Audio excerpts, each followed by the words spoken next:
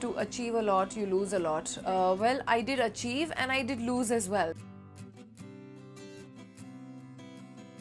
It's been an amazing journey, but it's not something that I have counted my days with. Honestly, no. When everyone started telling me, oh, congratulations, your 25th year and Patthar Ke Phool released on this year and stuff like that, I was like, wow, in 91 it released and now it's already 2016, and it's been an amazing journey, but it's not something that I have counted my days with, you know.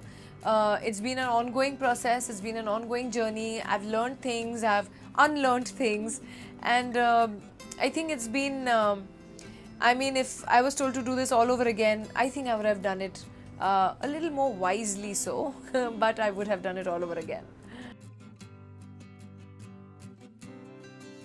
Well, that used to be the norm. If you'd asked me the same question about 10 years ago, I would have told you most definitely, because I think what is happening now is people are becoming more aware. So what the public wants, what people want, or what they would like to see is what the producers like to give.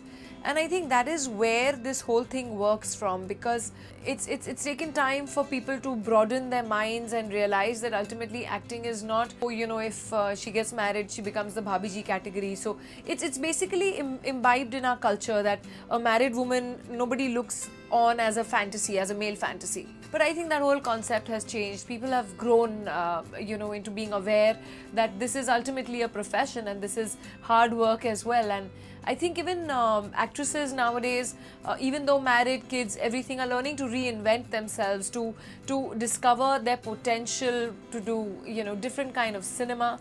And I think that all works. So I think on the whole, it is a win-win situation these days for everybody.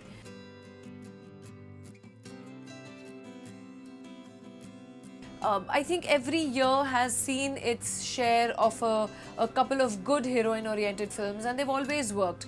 I mean, I did Daman, there was Shul, there was Daman, there was Satta, and then you saw films like Queen, and you saw films like Kahani, you saw films like Dirty Picture. So I think a good film always wins its own set of followers.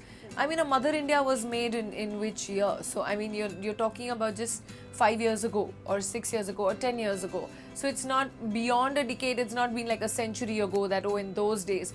You know, so I think films are all working. It has to be a good film. So that is not there anymore, whether it's you know, a superstar these days can give the biggest flop.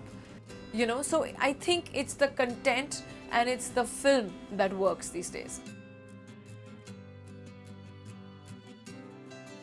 To achieve a lot, you lose a lot. Well, I did achieve and I did lose as well. There were a lot of movies which I said no to, as it was my choice, and you know, out of my decision. They went on to become very big hits. Films like Dar, or films like Kuch Kuch Hota Hai, or films like I don't remember. So many films I let go at that time because I had my reasons to. Prem Kaidi. And I, believe me, do not live to regret any of them, because I believe if I regret even anything or change anything in my life the way it is, I don't think I would have reached here where I am today, because something would have changed in that parallel world of mine. So I'm very thankful for what I have, and that's how I wake up every morning. Always. Always. Just being straightforward and honest, and you know, if I didn't like a thing, I'd say I'm sorry, but you know, I didn't like it. I mean, initially it led people to believe, oh, you know, is she fake? Or you know, if I'd be nice to someone, be like, is she fake? And not realizing that, oh, this is so real. And then if I'd not like something and honestly say, listen dude, this is not my cup of tea and I don't think I'm going to do it. So that made me to the arrogant category.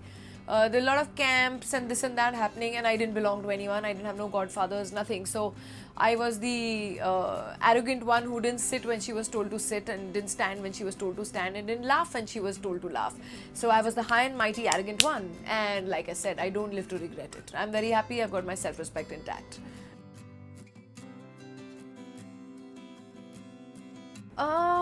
You know, well, honestly, everyone has their ups and downs. I think everybody has a story to tell. So it's not that my life has been any different. It has been glorious because I think I chose to make it so.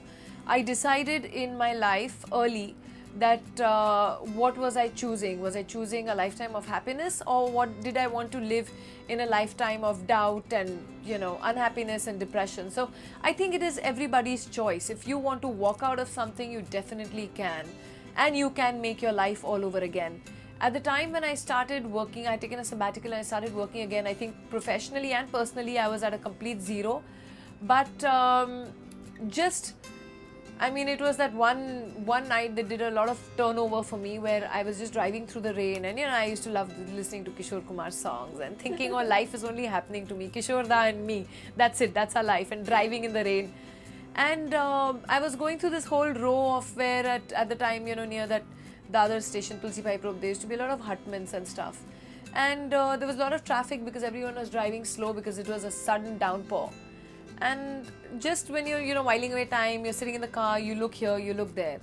And I was looking into those hutments, and I think it's a very selfish thing that to see someone else's unhappiness and then to realize that, oh my God, what do I have?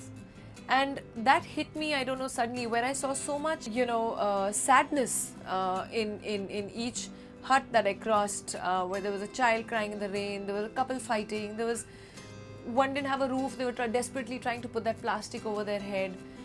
And that's just a realization that hits you, that, you know, thank you God for at least giving me a roof over my head, a plate in front of me, food in front of me, and a good night's sleep. What else do you need?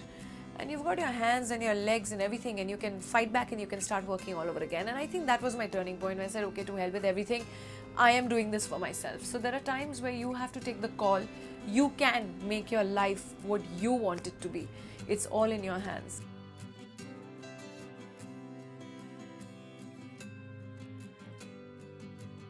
No, honestly, I mean, my parents knew, my family knew, my friends knew, and it's very plain and simple. If I'm, you know, on the streets, how many people of those who are sitting there to judge are going to come and help me? So I had to help myself. You've got to believe in yourself. You've got to know that your heart is clean. You have a clear conscience. You didn't hurt anyone. You didn't do harm to anyone. If you're clean and you've not lied to anyone, with that conscience, you can have a good night's sleep. You're fine the next morning.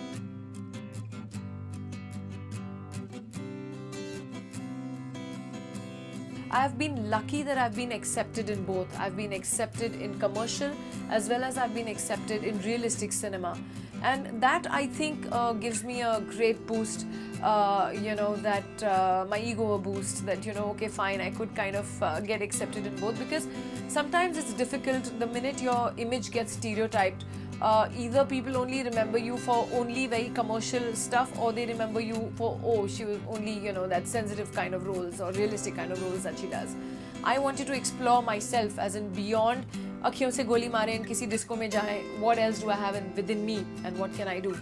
And I will still keep trying.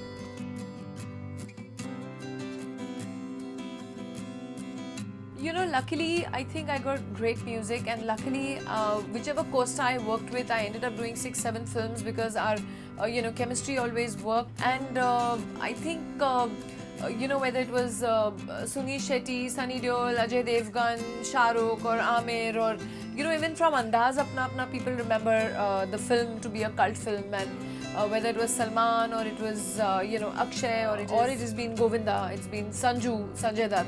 I've worked with all these guys, and with Govinda, the thing was that even he loves music and he loves to dance. But I can't see Chichi as a bundle, I can see as a volcano.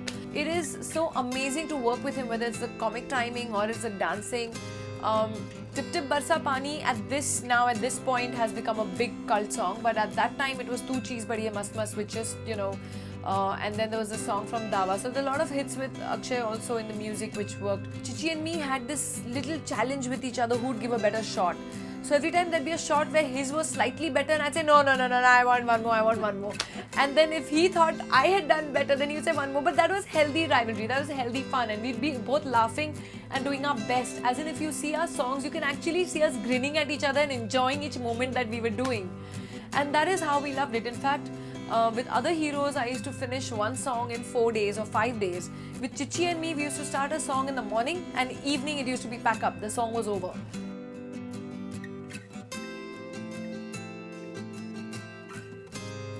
No, we didn't think it'd be generations to come, but we definitely wanted it to work at that time. But I think that kind of comedy was a little before its time. At that time, I think a lot of double meaning dialogues and that kind of comedy was in, you know.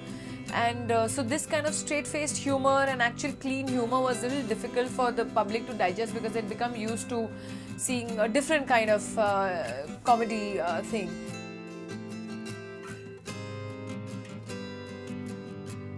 I've just finished a film called Shab and I've finished another film called Matra, and I think those two should be ready for release by either end this year or next year. I still have 2-3 songs to shoot for Shab.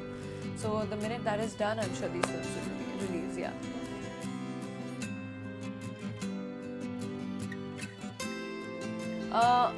Unfortunately, this year not very special plans because I just lost my father-in-law a couple of months ago. So yeah, we'll do a quiet thing with the family, and surely he'll be missed because it'll be the first time we're all together and he's not there. So it'll be a little low-key thing, but the kids have definitely planned something very big, so I don't know what.